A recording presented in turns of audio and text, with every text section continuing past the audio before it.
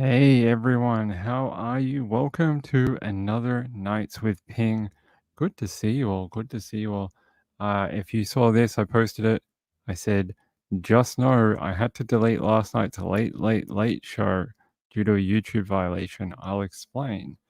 We got what do you call it? Violated for talking about the S word. So now I have to do that stupid.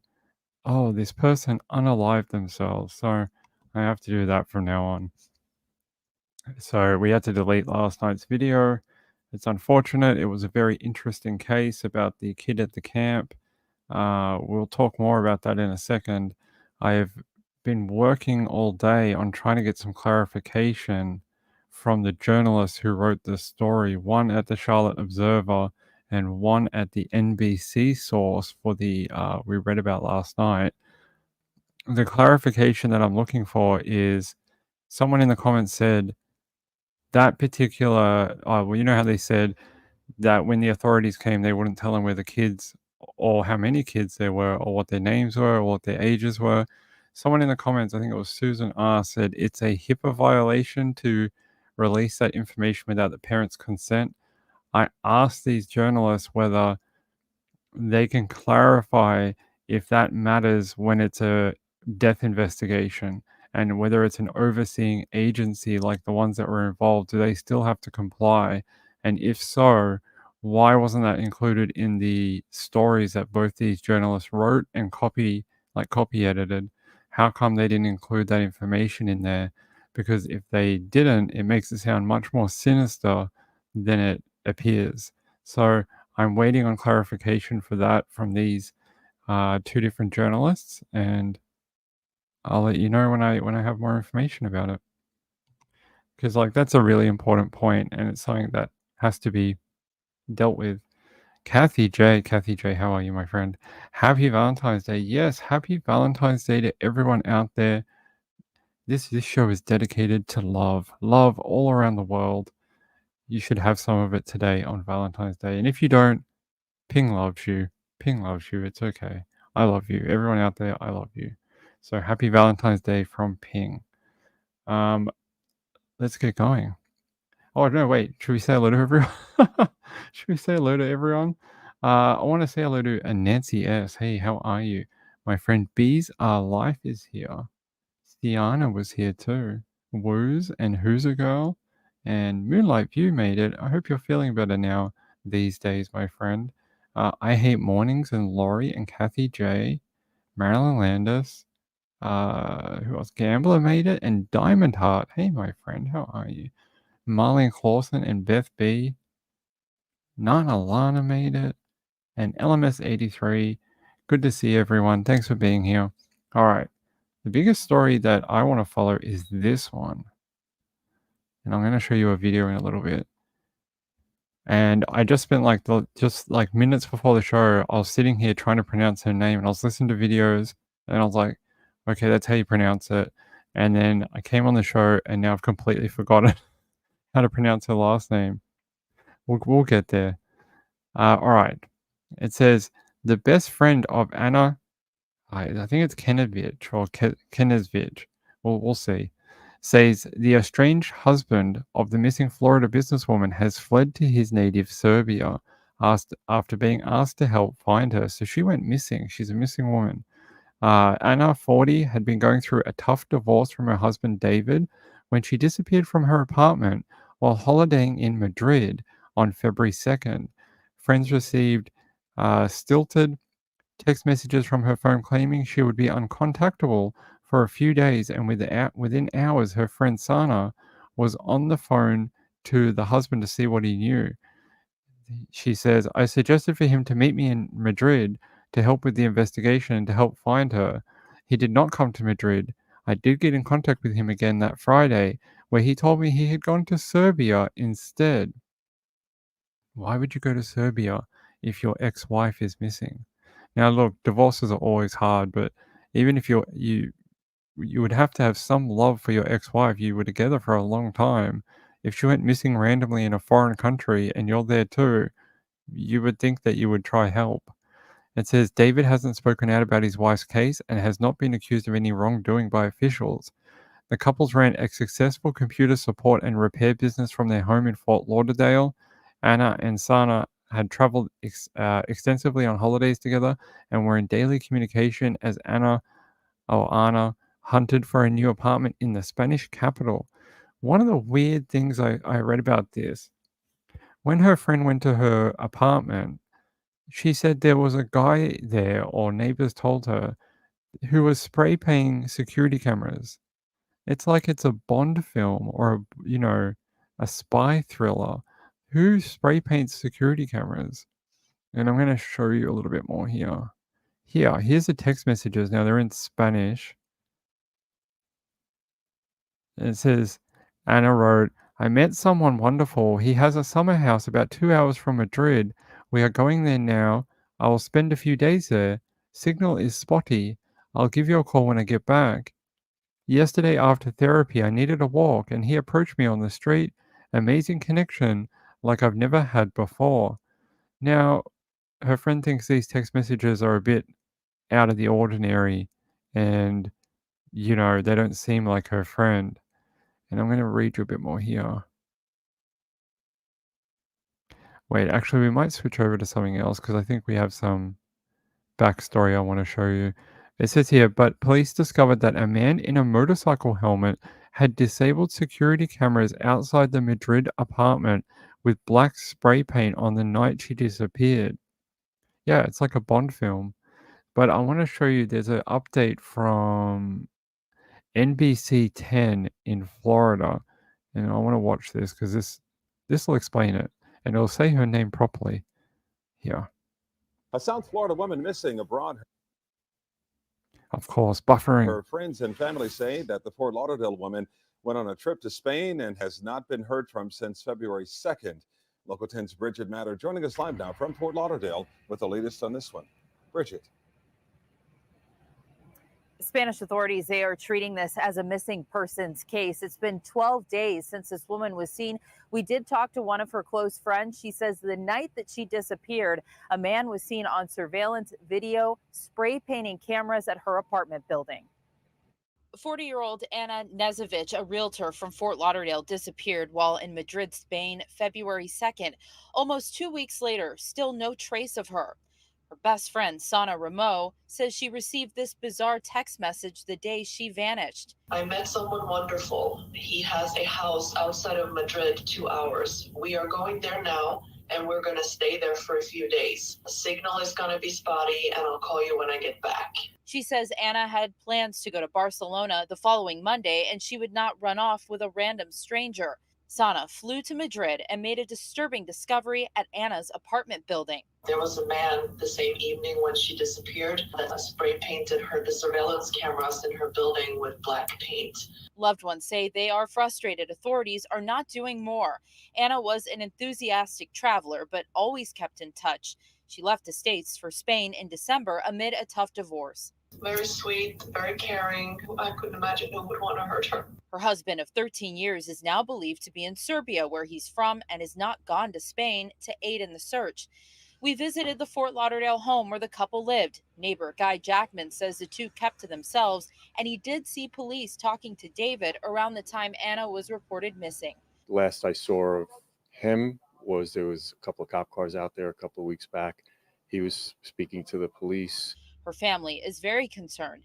They've not been able to reach her and stress this is not like her. She would keep in contact with family.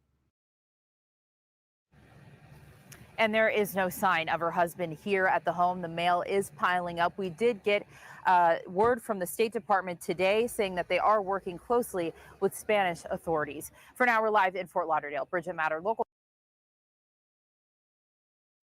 So I don't know what you think, but it leads me to believe that there's really only two possibilities. And it's either, there's a bit of some of the black spray paint here. You can see it. I don't know why they sprayed it there. Is that a camera? It's an intercom, right? Maybe it was testing it. I don't know if there's any others. Let's see. No, there's no others of the spray paint. There's only really two possibilities, at least that I can tell. One, this text message is real and she's out with some guy. Maybe he's holding her captive somewhere. Or 2, whoever sent these text messages sent them to delay the red alert going out, delay people being worried about where she was. That's almost what it seems like. And we've seen that before in missing people investigations where whoever has taken them will take their phone and send messages to loved ones saying weird stuff like this, like, oh, I'm going to be out of the, whatever for a few days. Don't come look for me. I'm fine. I'll get in touch with you when I get back or whatever. It's seen this a bunch in missing people investigations, especially when there's a person in control. So they really are looking for her. That's her best friend there, the one who came to Madrid to help find her. And this is the couple. This is must be David, and this is Anna. And there's another photo. She looks different, right? In this photo, and then this one. Maybe it's just her hair's a bit lighter. That's all. But there you go. If you see this woman, I don't know if we have any people from Madrid on here. I don't think so. But hey, it doesn't mean they might not watch if we put it in the title. I don't know what else to say except for 2 weeks is a long time not to be seen in a foreign country. People don't really do that. When you go traveling in a foreign country, you try and stay connected to people like family, friends, because it's out of your element, it's out of your normal comfort zone. So you try and keep in contact so people don't worry, people know you're okay, that type of thing. And it says a South Florida woman has vanished in Spain after a man in a helmet was seen blacking out the security cameras where she was staying with spray paint. I don't know if it's connected. It could be vandalism. I mean, it could be just really too bad coincidences. But the fact it happened the night she was last seen is a bit odd. So apparently, the family says those messages in Spanish is like it's translated from Google. It's not her. She doesn't say those things. Like nobody in Spanish will say it like that. So it came from an English speaker that doesn't know how to speak Spanish and was using Google Translate, which if you've ever used Google Translate, you will know Google Translate doesn't pick up on certain localisms or parts of the language where it's not slang, but just the way they speak naturally. It'll give you sort of like the computer version of it, like the flat definition. Like if you say I want to go to the shops, it'll just say I want to go to the shops. It won't say, hey man, I'm just gonna, go down the corner for a second and go to the mall. It's not gonna say that. It's just gonna give you a flat, unless you understand it yourself and you know how to say those things. But if you don't speak the language, you don't know those little bits and pieces to throw in to make it look authentic. You would have to really work hard and check out forums and things like that. And if you're in a rush trying to cover something up, you're probably not going to do that. So Emily Narb's here. Oh my God, I feel very blessed. How are you, Emily? And my friend the Thoris is here. Robin Lane, South Florida. Yeah, apparently she is from South Florida, but the incident happened in Madrid, in Barcelona. So she was supposed to meet a friend in Barcelona as planned, and she didn't go there. So that was on February 5th. So she's been missing about 11 days, something like that. And then someone sent her family those weird text messages. Oh, here's a camera. The security camera seen after it was reportedly spray painted. Oh yeah, you can kind of see the black spray paint around it and on the front of it. I don't know if it actually worked, but you can sort of see it. They didn't do a great job. I know some security cameras actually have a plastic that doesn't allow paint to stick, especially spray paint. They have this technology. I don't know if this one does, but I know some of them, the ones they use for police, they actually have a thing on it that makes paint just run. It won't actually dry on it. It'll actually just drip off. Very interesting. Let's see. So apparently Anna had reportedly started traveling to Spain often during her divorce proceedings, flew to Spain from Fort Lauderdale in December. When her family sent someone to check the place where she had been staying, they found that a man in the helmet had spray painted over the surveillance cameras the night before she went missing. Anna's husband is believed to be in Serbia, where he is originally from, according to her family. Brian Enton from News Nation, we know him. Some people call him News Daddy, but I don't. Apparently that's offensive. News Nation Brian Enton reported that neighbors of Anna and her husband in Fort Lauderdale said David spent a lot of time paying attention to the security cameras in their home. Okay, that's weird. And let's see, there's another photo of her in a boat with a bikini. Just trying to see if there's any other pertinent information. Doesn't seem so. It's nice that we don't, use any of our, reasoning skills or, they just said, I stopped reading it. His nationality, he did it. Ah, man, true crime. It's fun.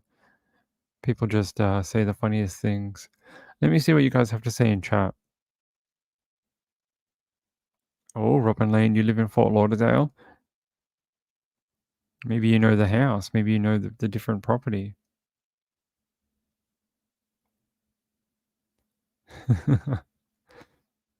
Let me see if I can find out where that property is. Give me 1 second. I'll see if I can find it so that we can have a look at the location. All right, let's have a look.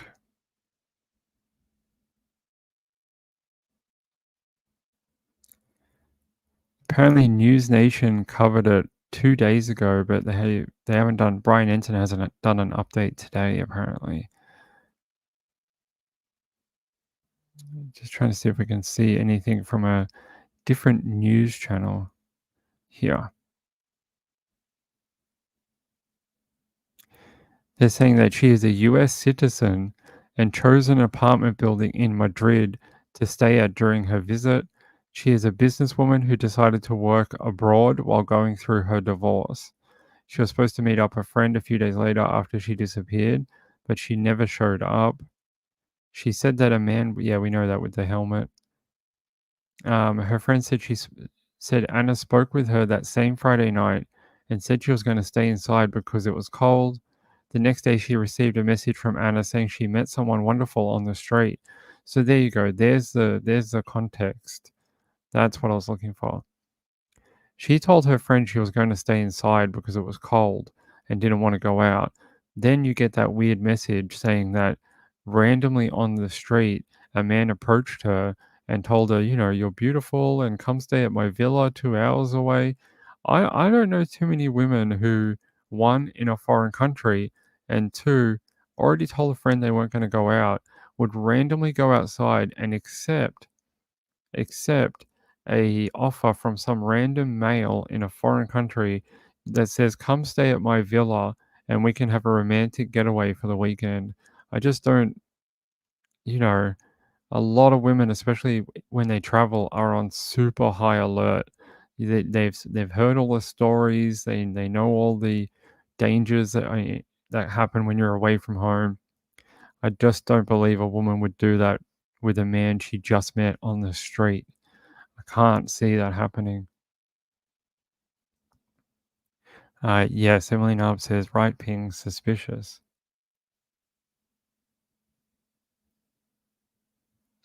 There are apps that you can use to do that. Marlene says, I do not know tech well, but can you delay a text being sent if you do not have the phone? So you can. There are apps. I'm not sure on Apple.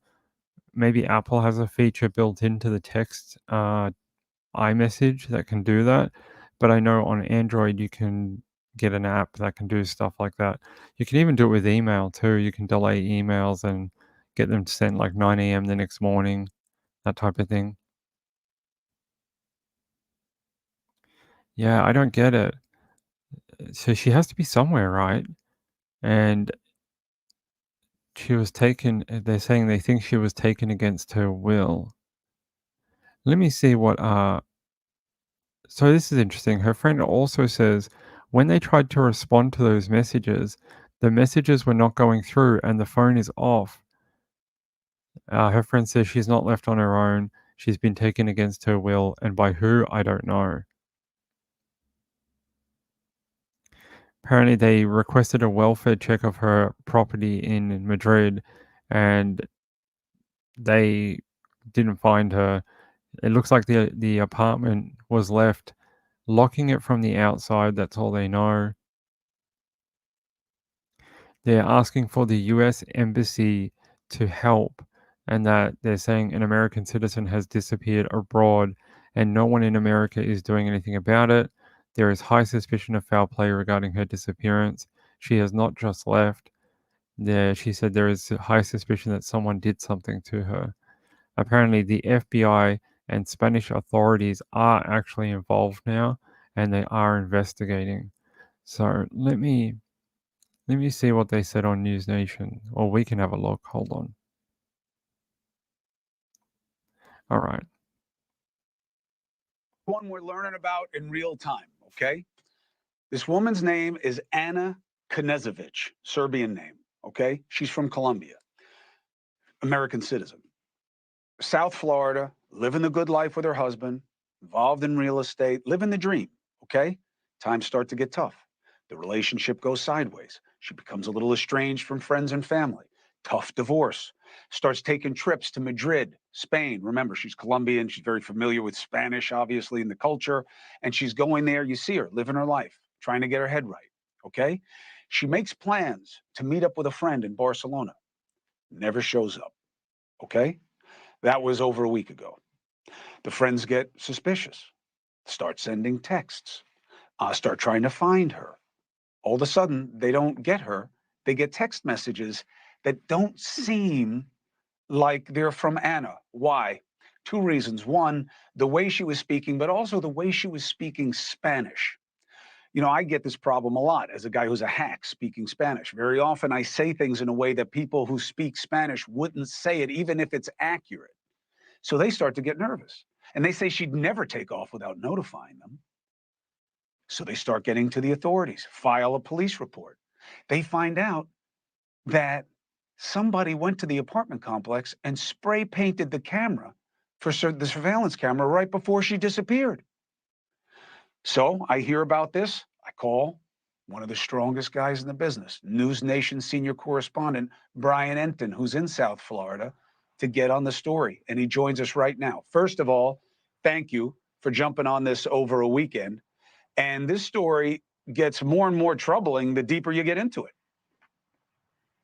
It does, Chris. It's really turned into an international mystery. It's really, really scary for Anna's family. She basically left South Florida, Fort Lauderdale, on last end of last year. It was February 5th, Chris, that she went missing in Madrid. You mentioned it. She was going through this divorce. She goes to see friends in Madrid. She's going to meet a friend to go to Barcelona on February 5th. She doesn't show up, totally unlike her. She would never not be in touch with her family, who she's very close to. She would never not be in touch with her friends. So that doesn't make any sense. They send someone over to the apartment to see what's going on. And that's when they find out, according to the family, that a man in a helmet had come the night before she went missing. So they couldn't see the face, just the eyes, because there was a helmet, and used black spray paint. And you see the pictures here to spray paint over the surveillance cameras so they can't get video from the apartment. I was at Anna's house with her brother this morning in Fort Lauderdale. Take a look. That photo actually looks a lot better with the spray paint. You can see it much more in that photo compared to the one that I gave you before. I just want to quickly address this. Nanalana says, Danny Mitchell, I see 665 subscribed. Maybe we had someone unsubscribe, but we did have 666 last night, and Danny wasn't here for it. So if the person unsubscribed, I'm sorry. I don't know what I did to annoy you, but come back and hang out. We're working on that camp story, so We're trying to pin down more details about it so we can clarify some points from last night. Let's finish this video though. And yes, she's going through a divorce. Yes, if you didn't hear that before. The fact that the building has the cameras spray painted, it just makes us think as a family that is and friends that is a foul play. It's not normal. This is Anna's house where she lived with her husband. This is her convertible in the driveway. The neighbors say it hasn't moved in quite some time. You can see there's a lot of mail in the mailbox. There's a package right there by the front door. And one other thing we noticed, there are plenty of security cameras out here. As a brother, do you have a bad feeling about this? Of course, I do. I do. So there were a number of cameras out there. That was interesting. There was a Ring camera. The neighbors say that the husband, his name's David Knezevich, that he pays attention to those cameras, is always watching. I went up to the Ring, tried to get anyone's attention. No one was responding. He's apparently possibly in Serbia now, where he's originally from. Also called him. It went straight to voicemail. Didn't respond to texts. Her phone also goes straight to voicemail. And there are no responses to text, Chris.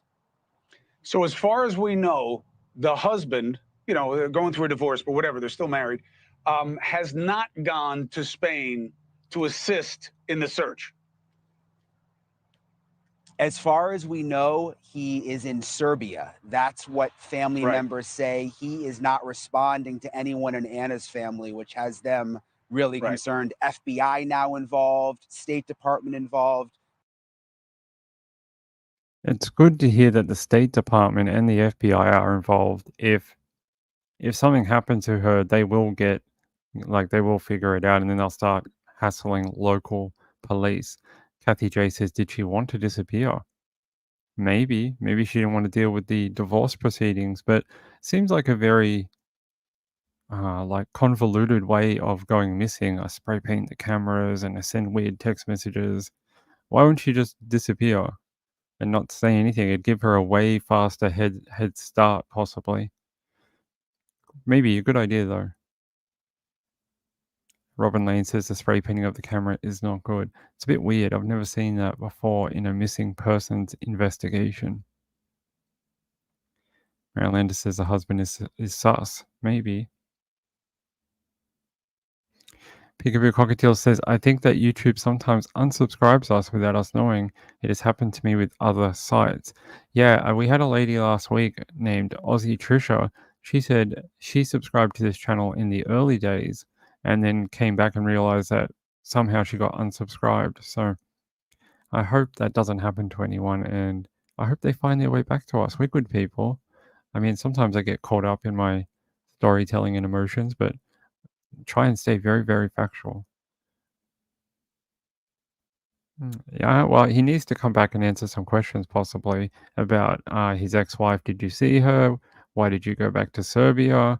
When was the last time you saw her in Madrid? Joe, hey Joe, good to see you, mate. Joe says it's not going to turn out well. Possibly not. I mean, she's already been gone about 11 days. It's not great. Let's see. All right. We'll watch a couple more minutes of this, but I don't think we're going to learn too much more. Although Mr. Brian Enton, I mean, he could win news personality of the year, I reckon. Let's listen. They just want to get to the bottom of it. Now, they're involved in quotes, right? Because one of the concerns here is there's not exactly a 5-alarm fire going on here to find Anna, as far as we can tell. Yeah, that's one of the reasons we're doing the story, obviously to put pressure on the authorities. The family's frustrated. The State Department is telling them that the Madrid Police Department is not staffed up properly, so they don't have the resources. And again, this is an American citizen. I mean, this woman lived in Florida, lived in Fort Lauderdale, and has now gone missing in Spain. So the family's just desperate for any help they can get. Brian, thank you. To be continued. We'll work it together. Thank you very much.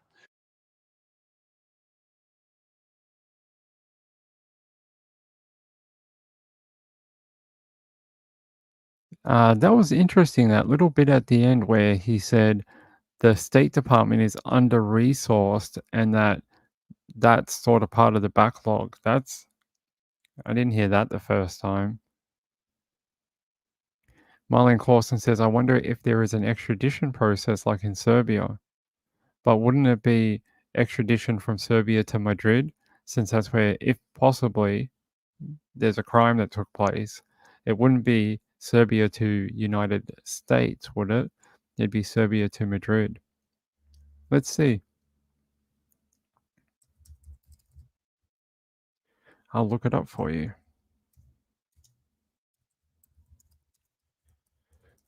Extradition treaty. Let's see.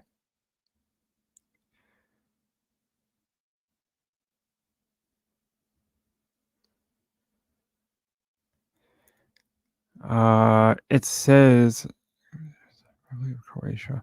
No, that's between Serbia and Croatia. They don't like each other, so that wouldn't happen. Are they both part of the EU? Is Serbia in the EU? Serbia applied to join the United European Union in 2009. They've been a candidate for membership since 2012, along with other states. Croatia was actually accepted recently, a couple of years ago, and Serbia wasn't. Let's see, Madrid.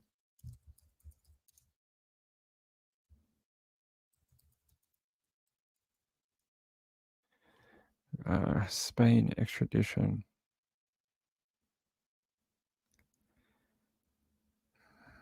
Serbia.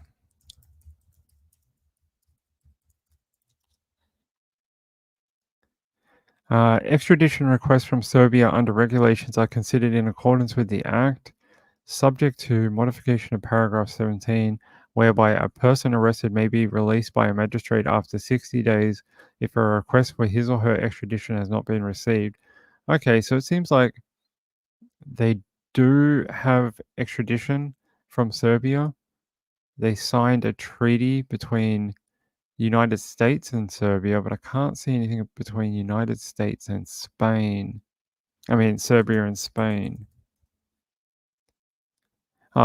Serbia and Spain both have signed the Council of Europe's Convention on Extradition, while Serbia, as legal successor to former Yugoslavia, is heir to its 1980 bilateral agreement on extradition with Spain. So there you go. They do have an extradition treaty between the two countries, if it came to that. Hey, Reby, how are you, my friend? Good to see you. Hope you're having a good day. Happy Valentine's Day for yesterday. Hey, Gambler. Gambler, are you going to be my Valentine today? You should be, Gambler. You can take me to the store at 9 p.m. Emily Narb says, I guess if he proved he's out of country, Ellie won't have him as a person of interest, although he could still have hired someone. We saw that weird story. It's not that related to this one. Remember we saw that hitman that was from Serbia but was living in South America, and then they figured out he was a hitman after he killed his wife or something? That was weird. When I heard Serbia, that's what I thought of. Yeah, it is a bit suspicious. I don't think I have anything else, though. The story is progressing not that fast, unfortunately. In the last 4 days, there's really just been a couple of interviews, but I wanted to highlight it because it's a pretty big deal when an American citizen goes missing in another country. But it seems like the wheels of justice are moving a little slowly. Let's see if there's anything else. NBC South Florida. They say that they just want her back safe. Woman who went missing in Florida. She's been missing for weeks after she moved to Spain. Now friends and family want to know what happened to her. Yeah, that's it. Just said she'd been living in an apartment in Madrid since December, but on Friday, February 2nd, she went missing. Neighbors said they last saw her around 10 p.m. that night. It's quite late, right? I don't think anyone would be leaving at 10 p.m. to go on a romantic getaway to a villa 2 hours away. That would mean, like, you wouldn't get there till after midnight. Like, why would you do that? You would just leave in the morning. And it's interesting that her friends have been messaging her but are not hearing back, or the messages have not been going through. And if her original message was true, she said she'd only be away for a couple of days. That was 9, 10 days ago. So we know that message is not correct. I'm just trying to see if there's anything else. It just says Madrid police are investigating with the help of FBI and State Department, but so far they have no leads as to where she is. That's not good. That's not good. Yeah, if I get more on this, I will update you for sure. We'll keep an eye on it. Yeah, apparently her apartment is just got all her stuff in it, which is, again, not a good thing. Yeah, a double mocha would be great. Oh, Marylander says, I suspect the husband is involved. Could be, could be. The fact that he automatically ran to Serbia is a bit odd. I just find that a bit strange. Why would you run to Serbia and not to South Florida? Or why wouldn't you stay in Spain and help look for your ex-wife? I don't know. I mean, he's under no obligation to do so, being that they are in a divorce proceeding, but I don't know. Even my ex-wife, if I was divorcing her, I'd still be worried about her. She could be the... Did they say she has children? Is there any children? No, they don't say... They don't say, like, missing mum or anything like that. Okay, no children. Yeah, nothing like that. Okay. Yeah. That's it. That's all I have. I will just... If we get another story tomorrow, I'll update you, and that's where we will go.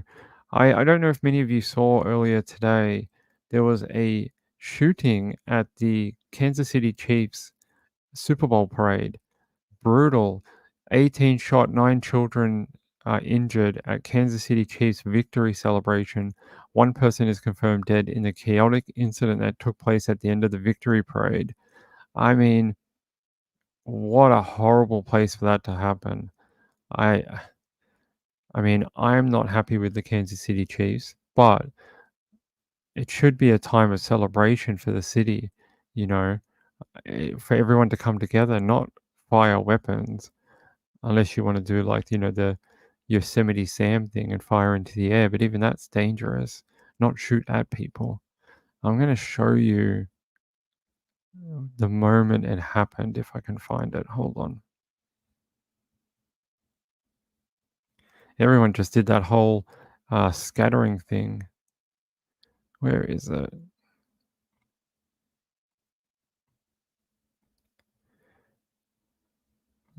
Well, I didn't see this. Here, I'll show you. Apparently, tackled him.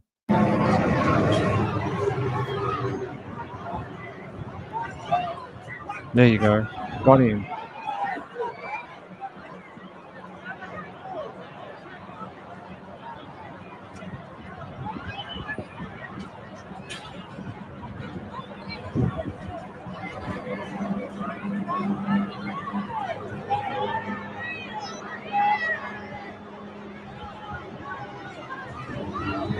Hold on. Did that guy get a punch in? Did you see that? I'll show you. Hold on. This dude in the white maybe? Watch his hand if you guys can see it. Here. Did he get a punch in? Look. Yeah, look. He gets a bit of an uppercut thing. Look. He lays a punch in. Yep, definitely got a punch in. I mean, the dude did shoot people, but it's still assault. I'll turn down the crazy noise. And then the cops finally come over while they've got him pinned down. Took them a while to get there. But yeah, that dude threw a punch. He was like, yeah, just get one in. He's like, gotta throw a couple. Get him to stop. What do they say? What do the American police say? Like, stop resisting. Stop resisting. And he's like punching him. Sorry, it's not funny. It's just funny that he threw a punch in. Situation's not funny. Situation's terrible. And then there was this guy. You could, at the start of this video, you can hear the gunshots and everyone start. I think people thought it was fireworks or like pyrotechnics at first, and everyone sort of was looking around like, where's the fireworks?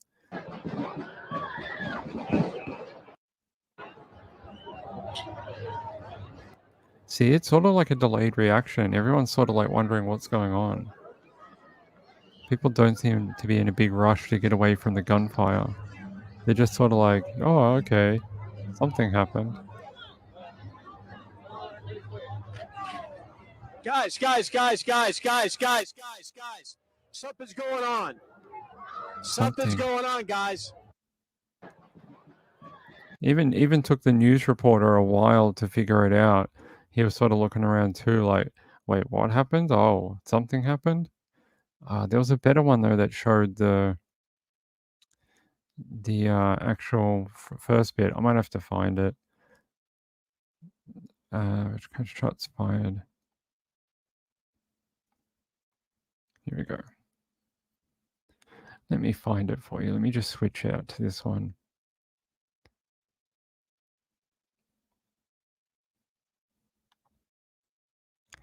Raw video. No, it might be this one, yeah. I'll show you. This might be the one I was talking about, where they just all scatter all of a sudden. Thank you, Kansas City. Thank you, Chiefs Kingdom.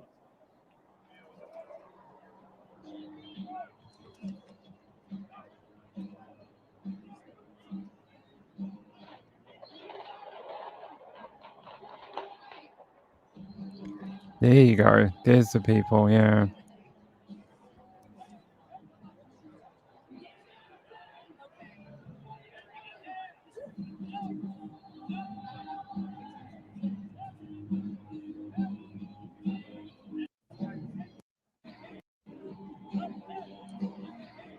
You see people running away, yeah. Little kids. Look at all the little kids and stuff there. Trying to celebrate Pat Mahomes and Kansas City. Dude with the camera, what are you doing? Yeah, there you go. Shots fired. It's horrible.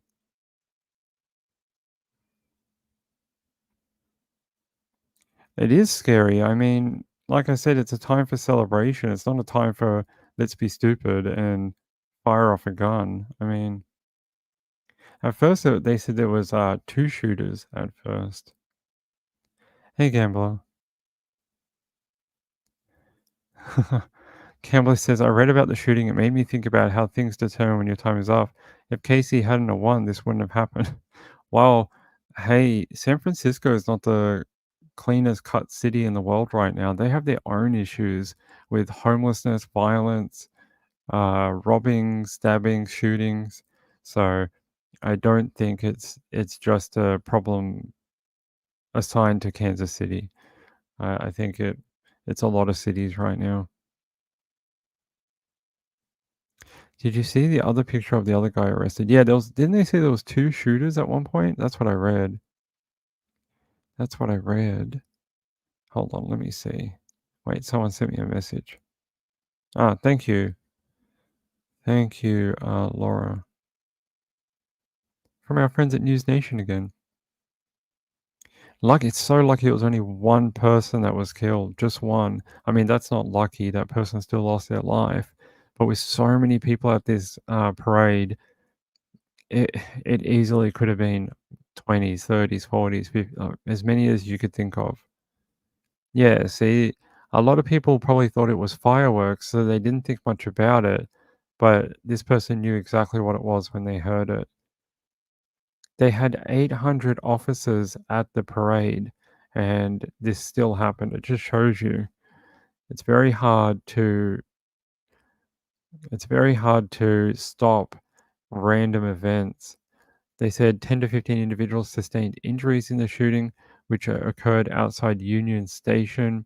Authorities have apprehended 2 individuals who are considered suspects in the shooting. Yeah, I don't know. I don't know if someone got upset with someone else and pulled a weapon or...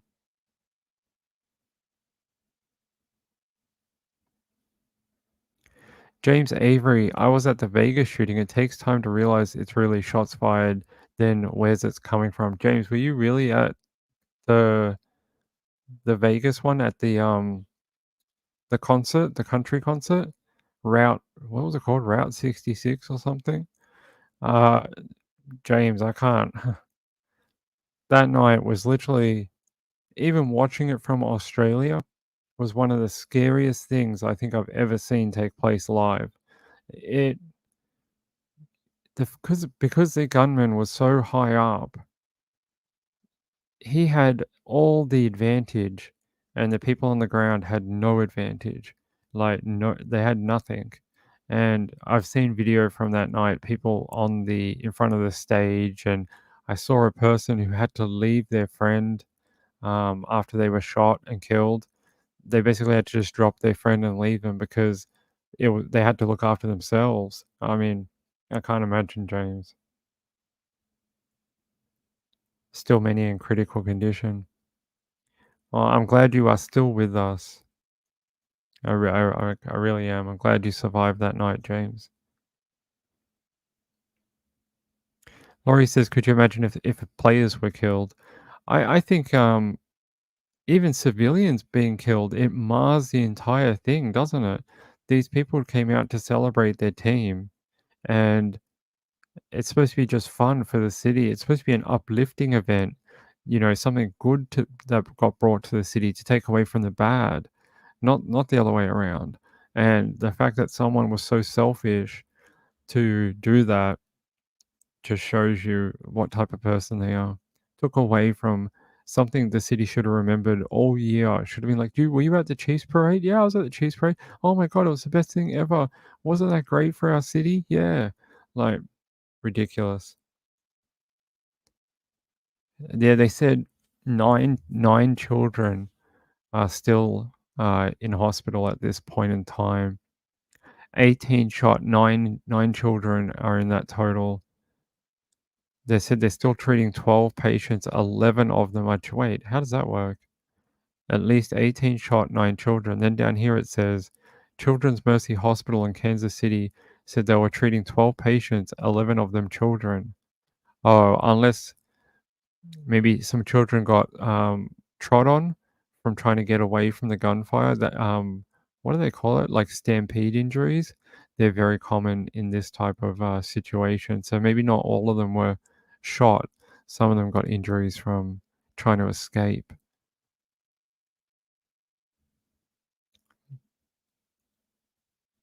So it says here, police actually detained 3 armed suspects. Bystanders took one of them down before police arrived. Is this the other video that you were telling me about in the chat? Hold on, I have to... We can watch it. This one here. Oh, no, that looks like the other one over the grate. There's a grate there. This looks like the same guy. Is that guy? That guy in the grey shirt? I'm pretty sure he's the one who got the punch in. Yeah, it's the same one, I think.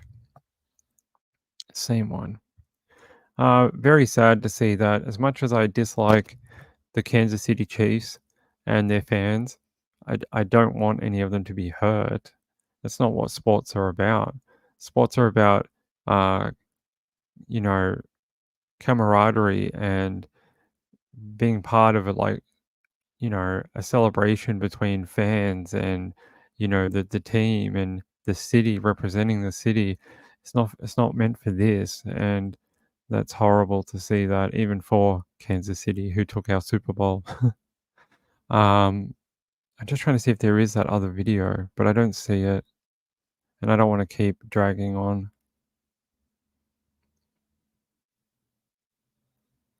Yeah, I don't see the other one.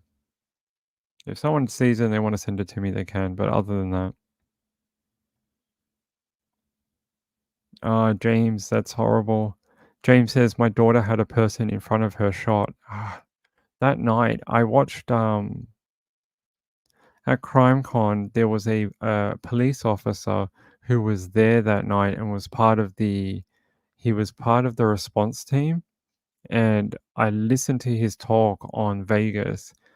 And after that talk, I was even more traumatized. Like, I mean, I watched it and I thought, this is like hell on earth. But after listening to his talk on it, man, I can't even believe what he said to it. If you haven't seen it, it is on Crime HQ, and you can look for the guy who did the talk on Vegas. I think it was last year. Really, really inspiring.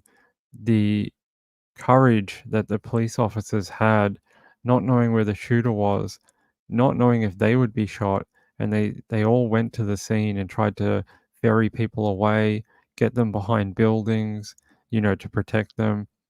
They all did an amazing job that night trying to help people. There just wasn't enough cops. They needed thousands.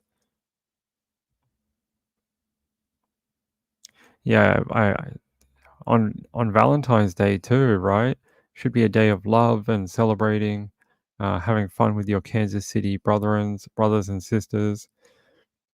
Horrible, horrible. Should never happen. Ah, that's really nice. Apparently, some of the NFL players from the Kansas City Chiefs helped calm down children and got them to, like, stop being fearful and stuff. I think that's really nice to hear that. Let's see what the Kansas City Star says.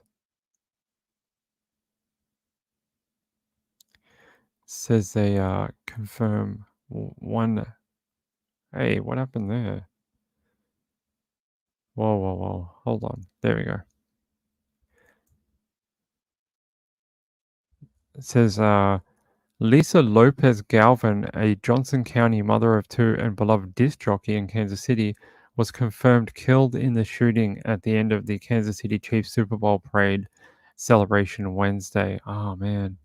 Police, as a 5:30 p.m. press conference, only confirmed one death, making it unclear whether Lopez Galvin is that individual or another.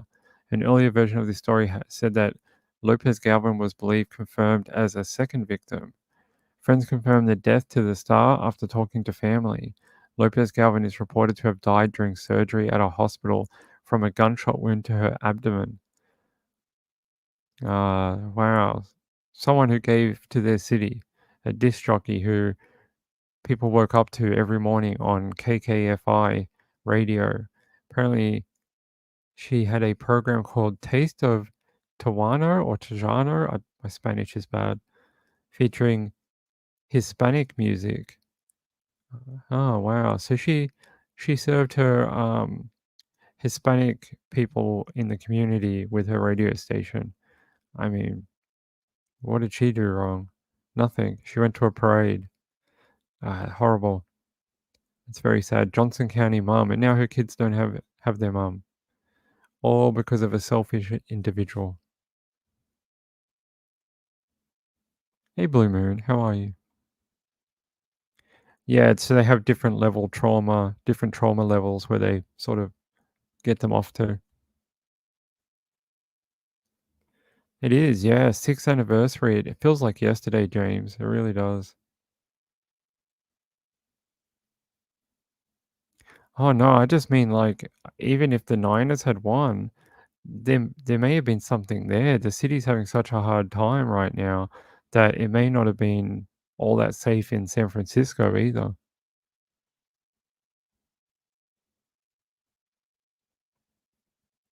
Robin Lane says lots of coverage about Parkland down here since it's the anniversary.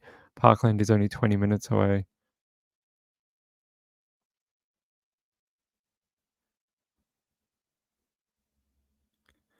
The Swift Bowl. Yeah, it was a bit of a Swift Bowl.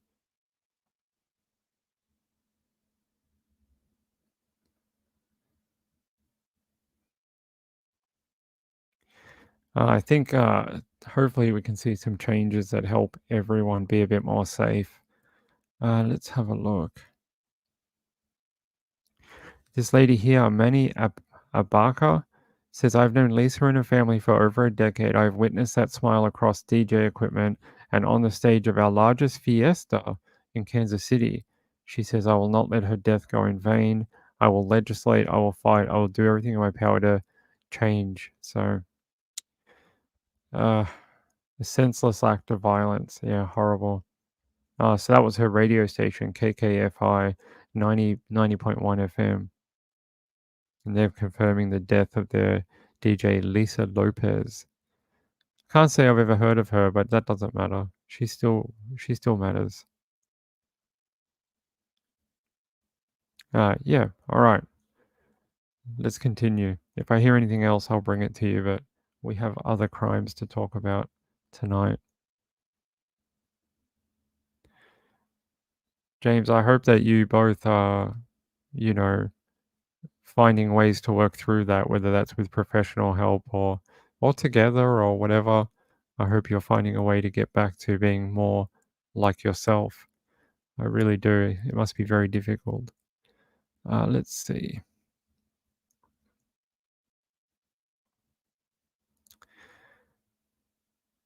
This one? Yeah, we can do this one.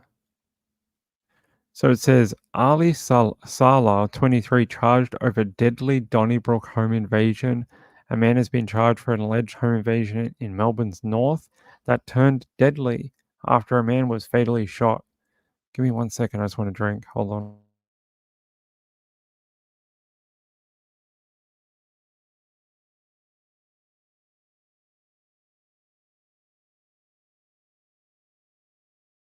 All right, we're back.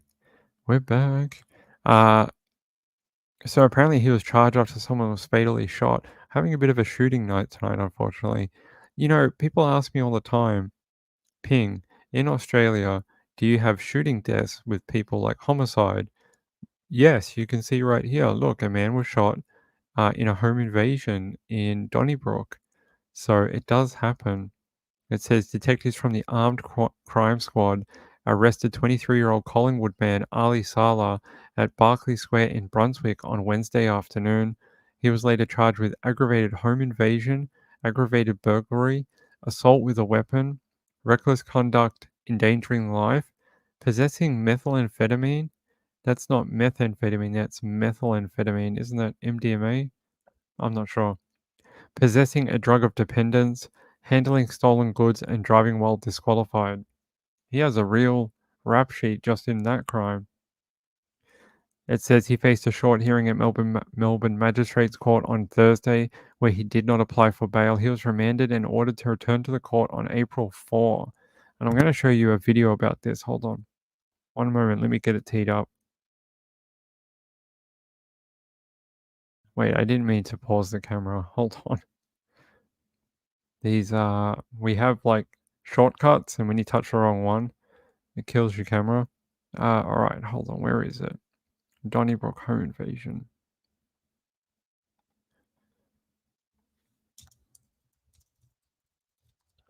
Let me find it.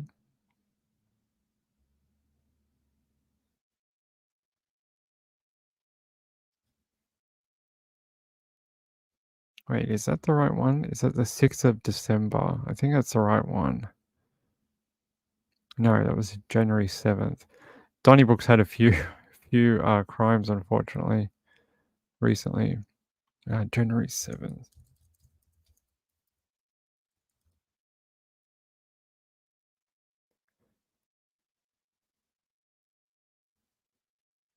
I don't know why it's not coming up. Come on. There we go.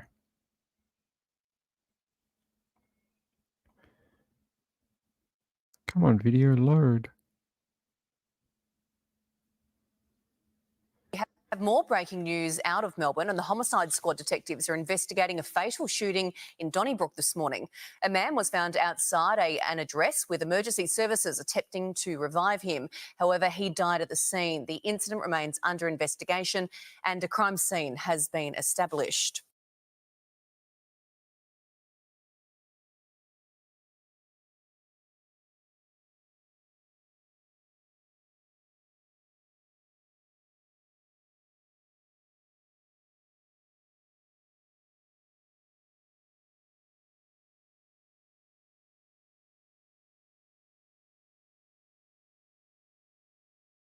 AFP have revealed what they found.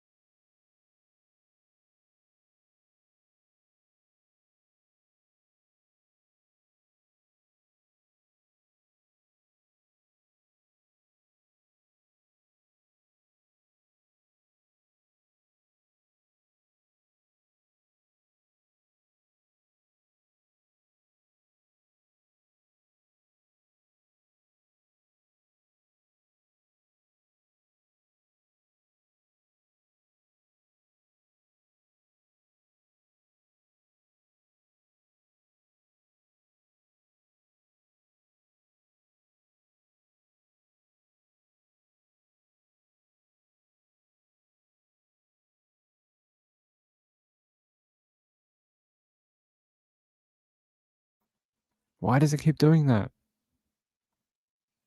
Why does it keep cutting out my audio? I'm gonna have to figure that out and find out why it's doing that. It has done this a lot recently, and I don't know if it's something to do with this cable, but it keeps killing off the audio.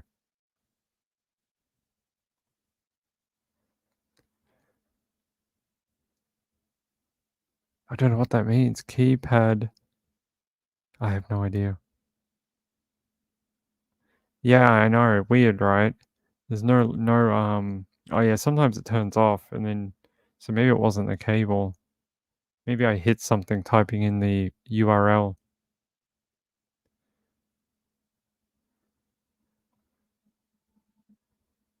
All right, hold on. Let's get to our next story. All right. Let's reset and let's get to our next story. Get rid of that one, that one, that one, that one, that one. There's so many links open. All right. We have a missing person. Wait, we always have missing people. Let me grab our next link.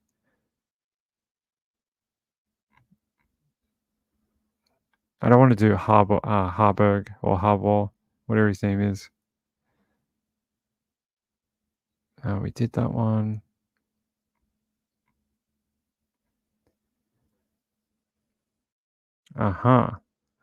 Yeah. I hope it hasn't been solved. Let's see.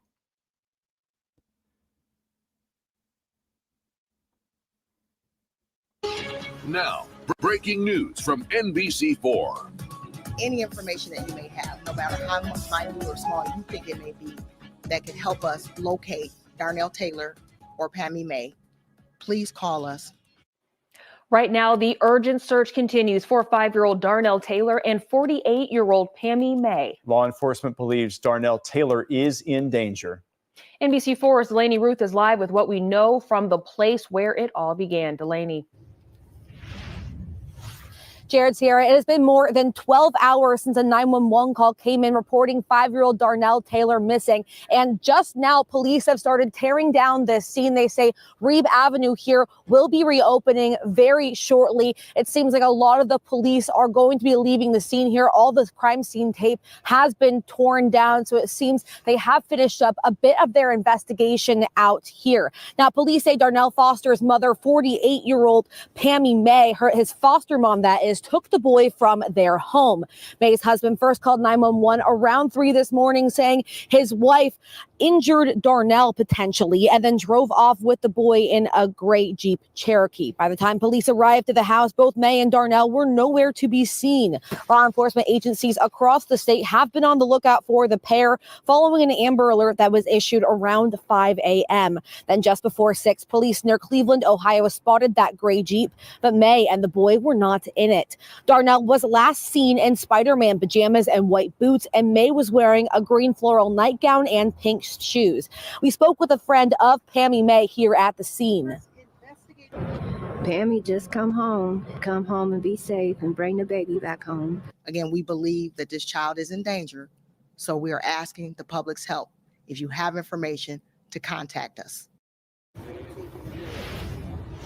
Again, Reeb Avenue is now open according to police. We just spoke with them a few minutes ago. They are tearing down the scene here, but police did tell us they are asking anybody who lives here near Reeb Avenue on the south side of the city to look and search their property and see if anything is out of place or missing. Now, if anything is, you are asked to contact Columbus Police either through 911 or through their tip line. Local for you in Columbus, I'm Delaney Ruth, NBC4. All right, Delaney, thank you. To get real-time up.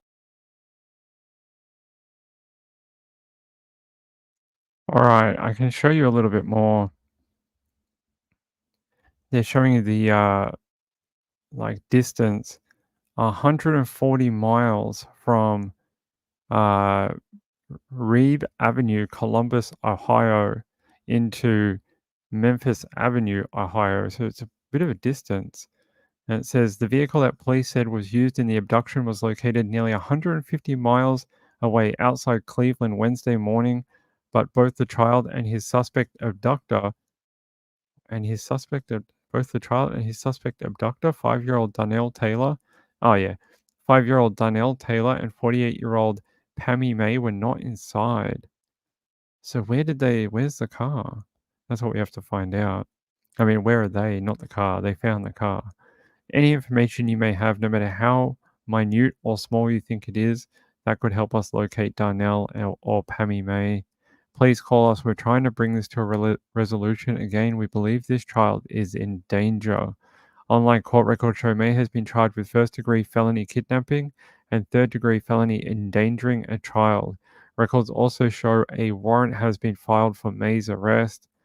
The Amber Alert was issued at 5:10 a.m. after May allegedly took Taylor from a South Columbus home in the 900 block of Reeb Avenue. The statewide notice said the abduction took place around 3:50 a.m., though Columbus police later said it happened shortly after 3 a.m.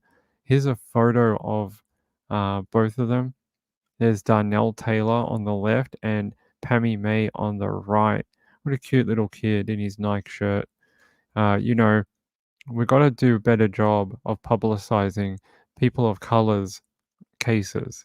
And we can do that by doing stuff like this and giving them some airtime and giving them the equal airtime that other cases get. And I'm a big proponent of this. I don't want to hear pretty white girl syndrome ever spoken about in true crime again. And by doing that, we can make a small change on this channel. So that's why I try and pick these type of cases. It says the vehicle was found about 6 a.m. in Brooklyn, a suburb south of Cleveland.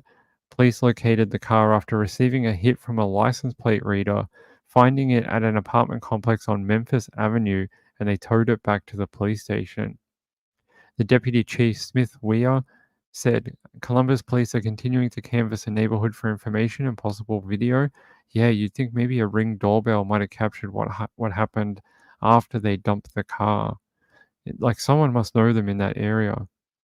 He said police did not know if May had a connection to the Cleveland area. Police were notified when a person identifying themselves as May's husband called 911 after she woke him up and made him believe that Taylor had been hurt. The man told the dispatcher she abruptly left the home in her vehicle with the child. Weir said the Mays have been Taylor's legal guardians since May and that police were still attempting to contact his biological parents. Bryant said Columbus police alerted the Ohio State Patrol of Taylor's disappearance at 3:18 a.m., then made the official Amber Alert request at 4:20 a.m., 50 minutes later.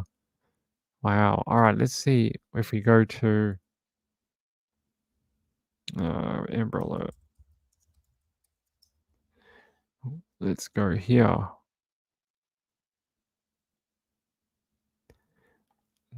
No, not that one. Where's the website? Here, amberalert.gov.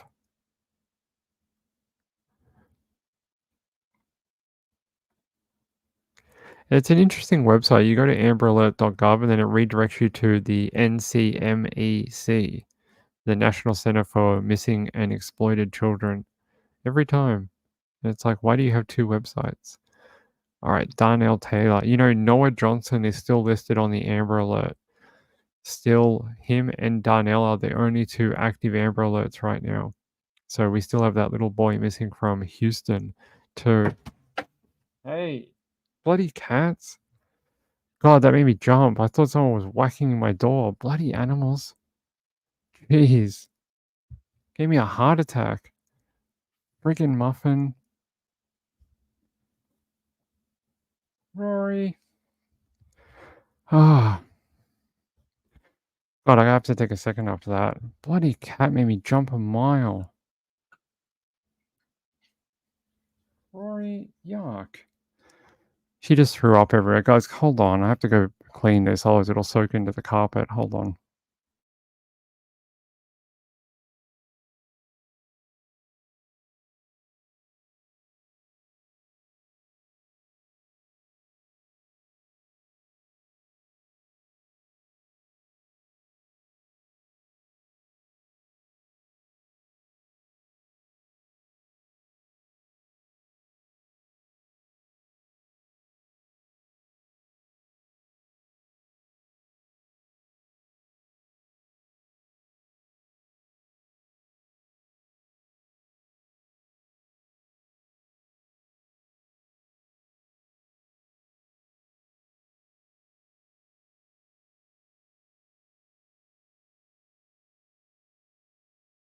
She puked up a fur ball like everywhere, all over the carpet.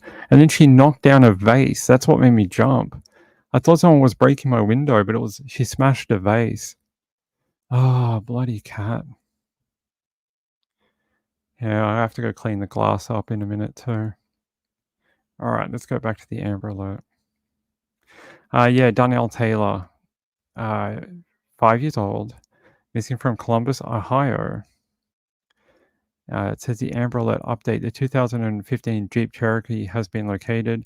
The suspect and child are still missing. Be on the lookout for an abducted child. On February 14, 2024 at 3:50 a.m., foster parents advised, or we need to do some spell checking, that she harmed her foster child and fled by car. Why would you say that? That's like the weirdest thing to wake up the husband and say, right? That she harmed the child and fled by car. Okay. The incident took place in Franklin County, Ohio on 905 Reeb Avenue in the city of Columbus.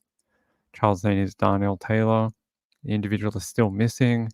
Child is a black male, age 5, and has black hair, brown eyes. And the suspect's name is Pammy May. She's a black female, age 48, and is 5'9". Well, she's quite short, right? Weighs 115 pounds. This is her one too. So 48 years of age, 4'9", 115 pounds. Yeah, she's real short. She's very, very short lady. Yeah, they said. So they haven't found her. This is who you're looking for. Either this or the little kid. Cute little boy. Foster kid. Oh, God, I didn't. The cat got me all worked up, and now I'm not doing it right. There we go.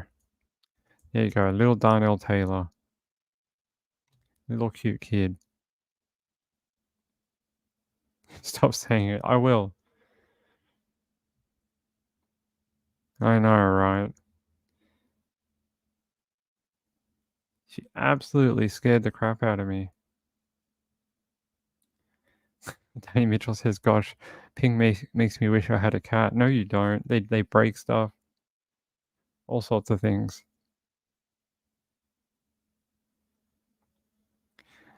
Ruby says, well said, Ping. I want to see mental health care be free. This looks like a mental health case with a little boy. It's an odd thing to wake up the husband and say that you hurt the little boy. Is she having some sort of like psychosis or something? Unless they said they don't believe he's hurt though, do they? They just believe he could be in danger, not that he's actually hurt.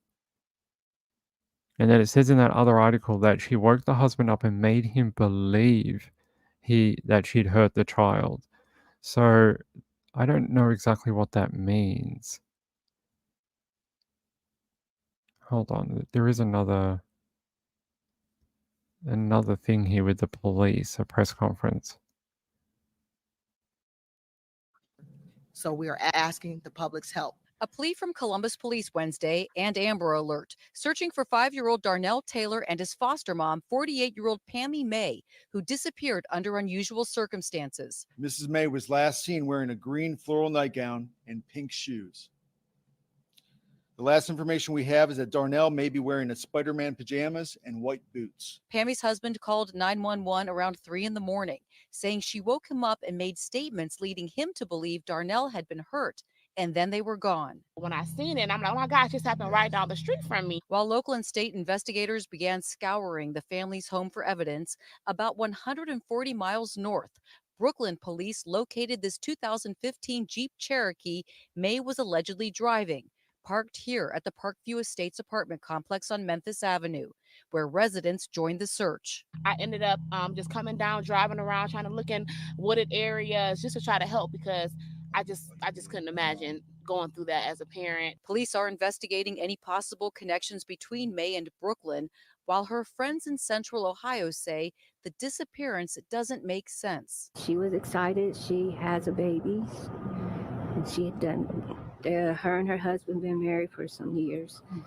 and they just adopted the son last May, and she called me up and sent me pictures of him and everything. I'm just praying for her to come home, praying for her and the baby to be fine. Residents in both communities are asked to search their own areas and private property for anything unusual, missing, or out of place, in hopes of finding some clue that leads to Darnell and Pammy. If you've seen anything, if you've heard anything, if you saw that vehicle, if you think you may have seen them or have any information regarding their whereabouts, we're pleading, please give us a call.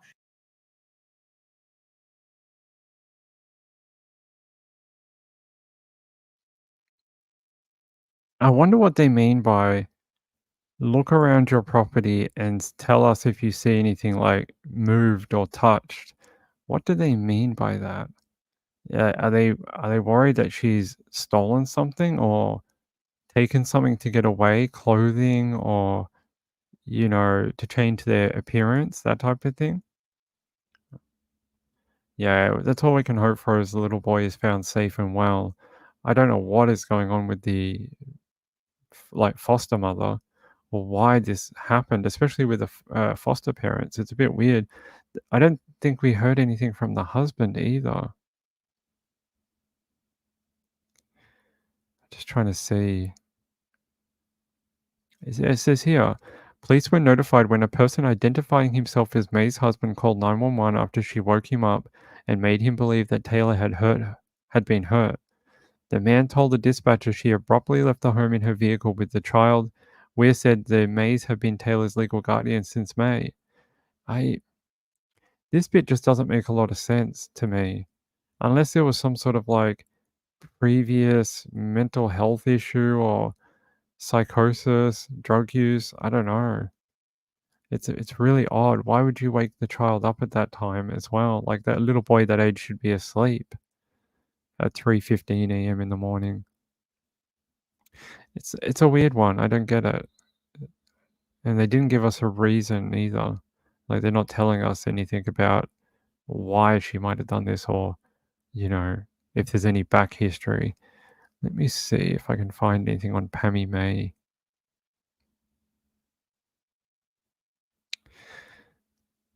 Columbus Division of Police. It's an interesting way of putting it. They're real keen to find that child. They've posted it about 3 times in the last 12 hours on their Facebook. I mean, on their Twitter.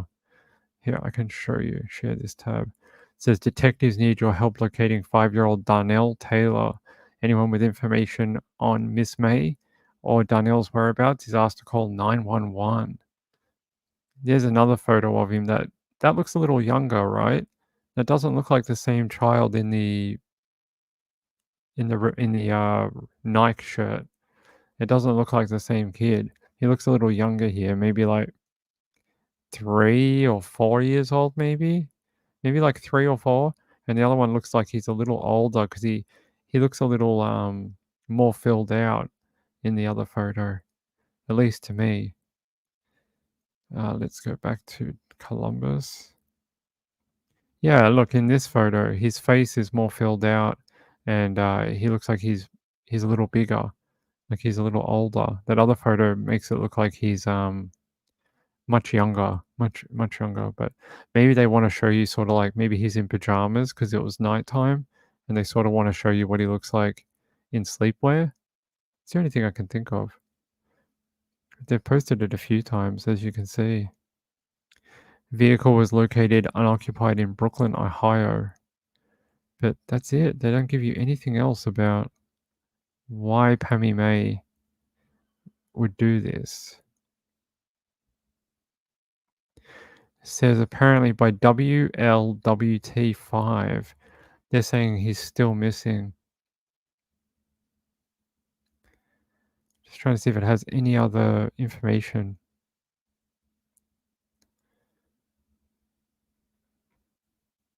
No. Oh, apparently they're also using canines to assist in the search of the area. They're working with federal and state partners to conduct a search and locate Pammy May and Darnell Taylor. Okay. Oh, is this the video you guys were telling me about? We ran across it randomly. Man helped tackle one of the alleged shooters at the Kansas City Chiefs Super Bowl parade. This was the guy in the gray shirt. You can see him in the footage, but we won't go back to that. I think this is a pretty good story to end the night on. A missing child is always something we should help out with. It sounds like they adopted him. It says they bloody Rowie. Here, it said something about last May. I'll tell you. Where is it?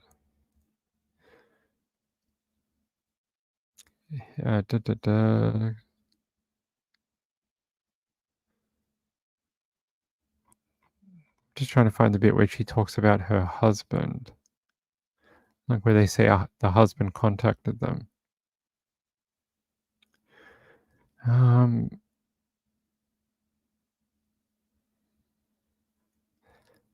No, I don't see anything. It must be not on this particular link. Oh, here.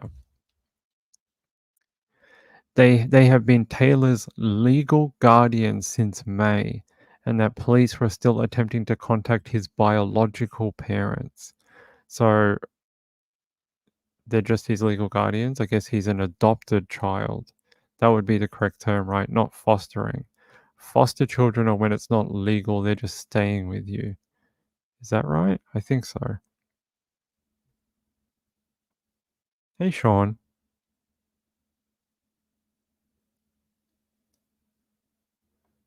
Oh, thanks, Moonlight View. That's the tip line for Darnell Taylor and Pammy May. Right, yeah, the psychosis, that's what I was sort of thinking. Maybe she had some sort of random bout of it overnight, because you would think, like, they all went to bed. Husband went to sleep, she went to sleep, the kid went to sleep.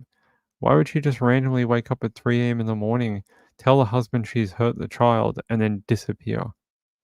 It's either there's something we're not being told, and they just want to find the child and then deal with that after, or because they didn't say that she's dangerous. They didn't say, they just said the child is in danger, but they didn't say that she's armed or anything like that. They didn't say like she's a, dangerous person, don't approach her, or something like that, which they normally put in these articles if they are. Yeah, I don't see anything like she's armed or don't approach, she's dangerous. Yeah, it doesn't say. Hey, Nancy. Oh, Nancy Freeman says, I'd say she, the word we can't say now, him, and is hiding now. He wet the bed or something. Similar to Montgomery? Maybe. He called 911 and reported it. That's what he did.